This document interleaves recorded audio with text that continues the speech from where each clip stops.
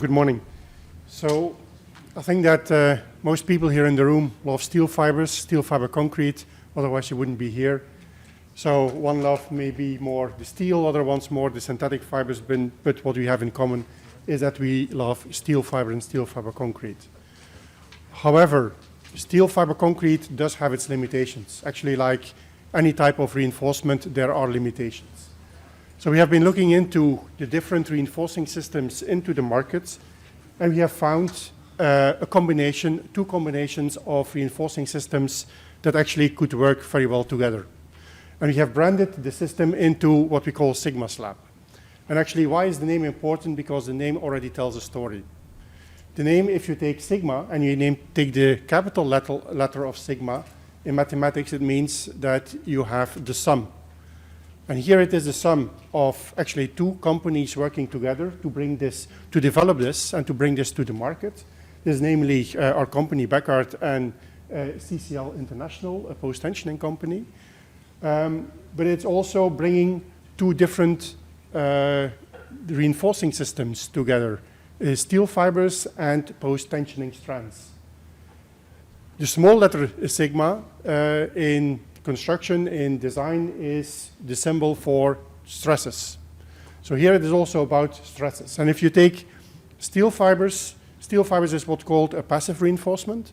Actually, you need some kind of a small crack before the steel elongates and starts working. Post-tensioning works on the other way. That's an active reinforcement. You first stress the cables, you apply a compressive force on your structure, and you want to avoid any cracking. So there, those two systems work very well together. The PC strands eliminate or try to prevent any cracking. Once there would be some cracking, for whatever reason, the steel fibers would kick in and keep the cracks small.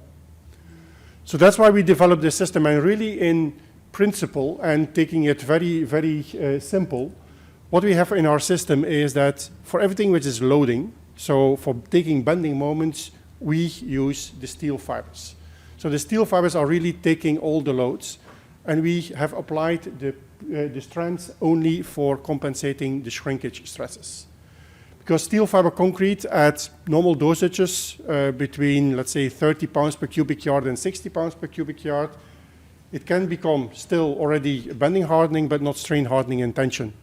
So really, if you have some restraint, a higher restraint than the concrete, or that your strain is becoming bigger than the strain the concrete can take, you will have some cracking. And that's why we have applied those strands to compensate for the shrinkage stresses. So that's actually where the two products work very well together. So if you look into if you apply loads on a structure and you would compare it with different conventional flooring systems, and this is then an ultimate limit state system. If you would have a lightly reinforced floor with kind of minimum reinforcement or unreinforced, you apply a load, you have a bending moment. At a certain moment, the bending moment will induce stresses which are higher than the modulus of rupture. You will create a hinge. We all know that in a hinge you cannot take any moment capacity. So your moment will move upwards, and the positive moment will be superimposed at a certain distance of the point load to the already existing negative moment, and will already also induce cracks at a certain location away from the point load. Large-scale tests that we have done really shows that this is also in practice the way it happens. You have a little bit ductility in the unreinforced slab because it's on the ground, but there is not a lot of ductility in the system. PC and post-tensioned slabs, only post-tensioned, is not new as such. It does exist in certain parts of the world. And here you have the system, how it works. And this is mainly when you have unbonded strands, so there is no bond between the strands and the concrete. All the stresses are kept at the anchors at the end of the structure. So indeed, by applying the normal force, you prevent or you extend the point of first crack. But once it cracks, it is acting like an unreinforced slab, and also there you will have not a high ductility of your system. If you go to ceramics or steel fibers only, or fibers in that sense, whatever they are, one a little bit better than the other, depending on whatever reasons. You do have also at the same point a certain hinge, but you have a plastic hinge. And that plastic hinge will increase the ductility of the whole structure. And of course, if you combine the two systems together, you have the both of two worlds. First of all, the point of first cracking will be extended, will be delayed, but once you do have it, all the fibers will take over and you will still have your ductility into your system. So this is the way that a Sigma slab would perform in reality in ultimate limit states. But it's not only about ultimate limit states, it's also into service. And if we look into the same type of systems in service conditions, normal floors, we saw cut the floors at what is the distances of 9-10 foot square. And actually what we do is we induce cracks. We just do induce aesthetical cracks.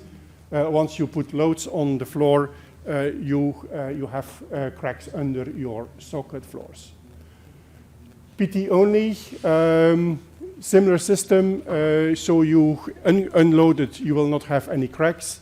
Once you start loading, you normally design your PT slab that it remains completely uncracked, but we all know that it is very difficult to have slabs where there are, or certainty where there is not going to be any cracks. We also introduced a couple of years ago, already 10 years ago, a system where we combined steel fibers with traditional reinforcement, and there we count on that all the strain is taken up by a lot of cracks. So here we have actually a lot of cracks, but they remain very small. And this is mainly when we have very big joint spacings. Sigma slab is then a little bit the same as the combined reinforcement with traditional reinforcement, but it eliminates the cracks in serviceability, and you will also only have some cracks at the bottom under loading. Where do we want to apply, or where do we apply this system combining fibers with post-tensioning? And we have actually three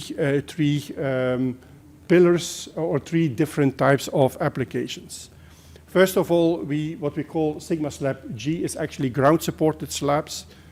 And there we clad racks, foundation rafts, outdoor concrete pavements. That's actually everything which is supported on ground. And there the main advantage that we have is that we go to very long joint spacings.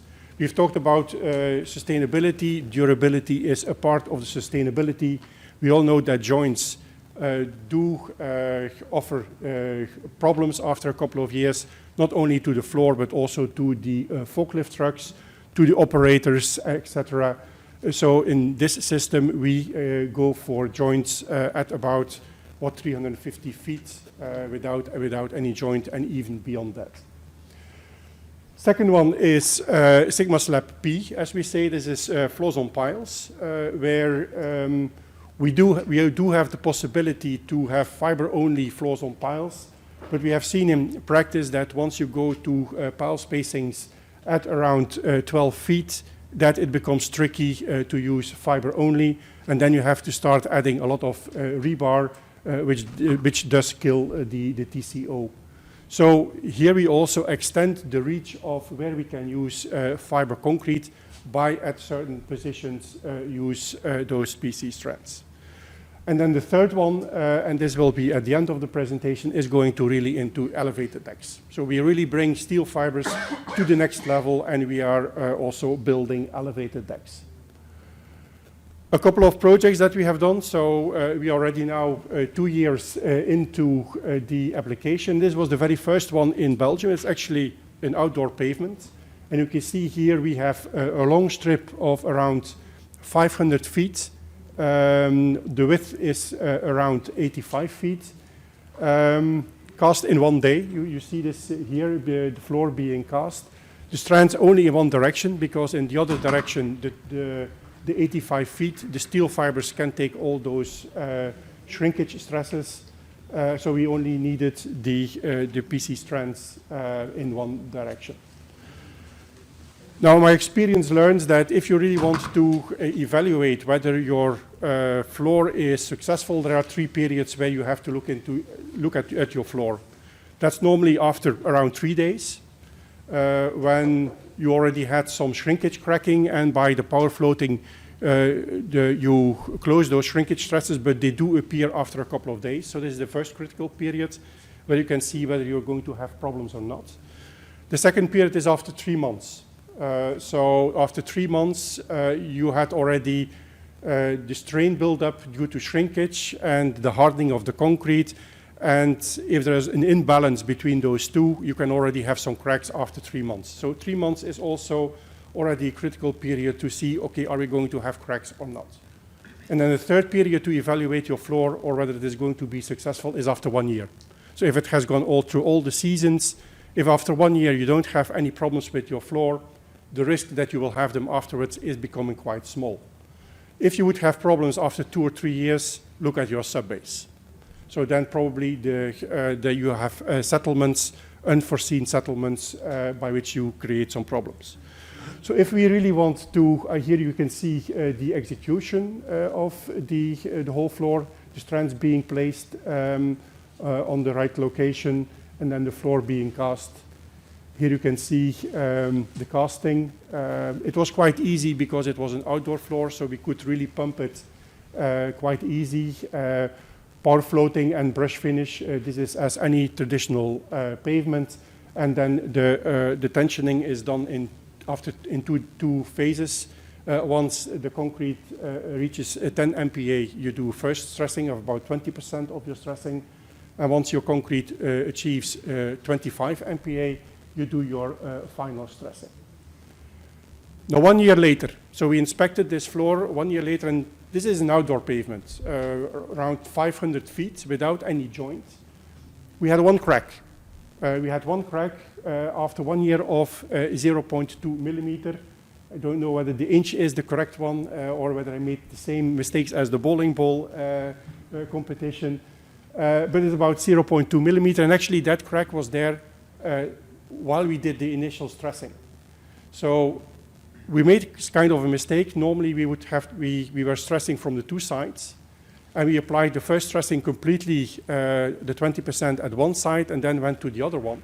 And when we applied the first stressing on the one side and we went to the other side to do the stressing from the other side, we saw that there was somewhere in the middle already a small crack.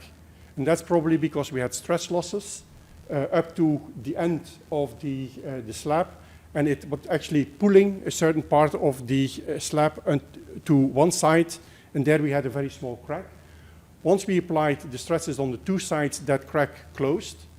But after 1 year, due to shrinkage, it opened up again. But there the fibers show that they do their work, and we did not get a bigger crack than 0.2 millimeter. So here the company has a complete strip of concrete of around 500 feet without any joint. We did a second project. Let me check the time, okay. A second project in Mexico. This was a project of around 650,000 square feet with joint spacings of 300 feet, 300 feet by 300 feet. Obviously, difficult to cast in 1 day, so you had 4 pouring days, and those you connect with heavy rebar that everything stays together. And then you stress your complete slab of 300 by 300 feet. Quite successful, no cracks. We inspected it also 1 year later. And do I have my mouse here? Here you can see somebody walking the floor over a distance of 100 feet. Beautiful floor, no cracks. After 1 year, quite impressive.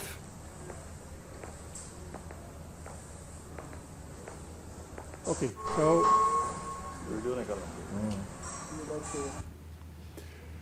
the third one is a project that we did in Germany. So even conservative Germany went for the system, can you imagine? So actually there were 2 projects which were done in a span of 3 weeks. but I'm only going to detail here one project. This was around 80,000 square feet. It was cast in 2 days, 2 areas. The longest distance was around 122 feet. It's around 400 feet in one direction and 100 feet in the other direction. Slab thickness around 7 inch. The reinforcement 42 pounds per cubic yard of fibers, and the strands were at a distance of about 1.5 by 2.5 meters or 5 to 8 feet in both directions. Here you can see the products, so the materials being used, the preparation. So the strands were placed all in the right grid. The casting of the floor was quite easy. It was nothing special.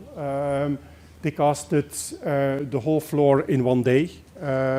So the casting went as fast as a normal floor. The curing, here the flooring contractor chose not to use a liquid curing, but really to have a thick mat to put over the floor. The hardener, power floating, and then here you have the stressing. Obviously also you take the necessary precautions to check whether the elongation and the stress match up so that your strands are nowhere blocked in your floor. Here you can see the floor 6 months later, no cracks. And we took the inspiration of ACI bowling ball competition. So this is with a normal bowling ball. Wait. No, sorry. So 6 months later, no joints over the whole distance. We used about 70% less steel. Now I must admit that this was a German traditional floor, so there was a lot of steel, so we could save a lot of steel. 70% will not be everywhere. 50% less labor, which was quite a lot. 50% faster construction with 50% less labor. In total, we saved about 50% CO2, 20% lower total cost of ownership.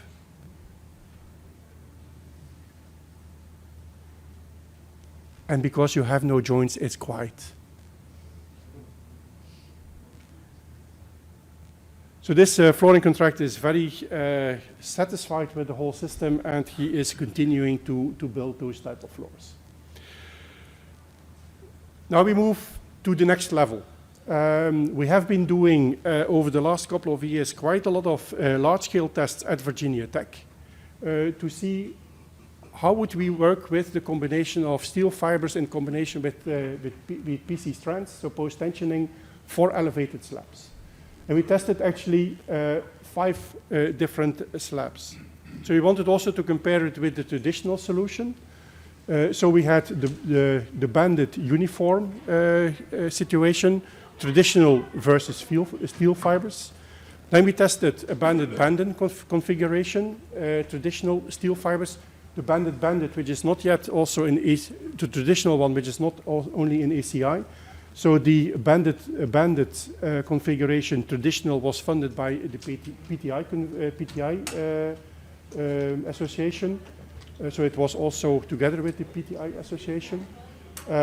Those 4 were unbonded, and then in the 5th we tested banded with bonded strands.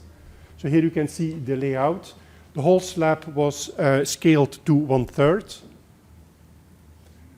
We checked a lot of things. We checked deformations, cracking, strain. We went to service level, failure load. Actually, we couldn't break the slabs. At a certain moment, they were really deflecting so much that we just stopped. So the stress, the load deflection curve was stopping off. Was really a lot of ductility into the slab, but we could not break the slab. None of the 5, actually. We tested the loads, service load, first crack loads, ultimate load. So we also evaluated theoretically whether the theoretical loads corresponded with the measured loads. Everything corresponded, so we can actually also simulate in an analytical way the combination of fibers with post-tensioning. And what is also important to mention is that the fibers, so the Sigma slab elevated, performed at least as well, if not better, than the traditional one. So actually here we are in a new league, so we really can go to elevated slabs. And it's not only theory. This is the first slab that we have built. This is a slab in Norway, 6 levels high. And you can see here on the picture how few reinforcement you have. You only have the strands. The rest is completely blank. So in the concrete, you have the steel fibers. Here we had a dosage of around 35 kilos per cubic meter, must be around 70 pounds per cubic yard. For the rest, no reinforcement, no traditional reinforcement, no shear reinforcement.